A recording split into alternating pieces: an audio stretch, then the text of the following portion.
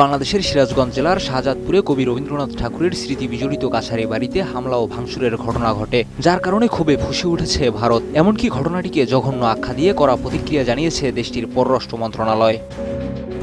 ভারতের পররাষ্ট্র মন্ত্রণালয়ের মুখপাত্র রণধীর জয়সওয়াল 12 জুন এক সাপ্তাহিক ব্রিফিংয়ে বলেছেন, এ ধরনের ঘটনা রবীন্দ্রনাথের অন্তর্ভুক্তিমূলক দর্শনের পরিপন্থী এবং এটি বাংলাদেশের ঐতিহ্য ও সহিংসতার বিরুদ্ধে এক সুপরিকল্পিত আক্রমণ।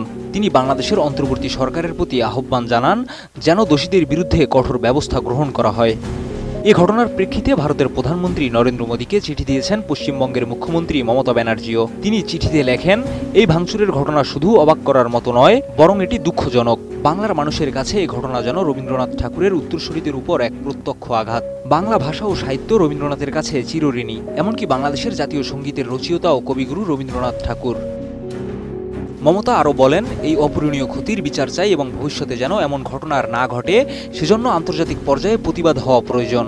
তবে বাংলাদেশ সরকার এখনও আনুষ্ঠানিকভাবে ভারতের বক্তব্যের জবাব না দিলেও স্থানীয় প্রশাসন জানিয়েছে হামলার ঘটনায় তদন্ত চলছে এবং দোষীদের শনাক্ত করে আইনি ব্যবস্থা নেওয়া হবে। বাংলা সাহিত্যের গর্ব রবীন্দ্রনাথ ঠাকুরের স্মৃতি বিজড়িত স্থাপনায় এমন হামলা দুই বাংলার সাংস্কৃতিক বন্ধনকে প্রশ্নের মুখে ফেলেছে। এখন দেখার বিষয় দুই দেশের সরকার কিভাবে কূটনৈতিক ও সাংস্কৃতিক স্তরে এই ঘটনার মোকাবেলা করে।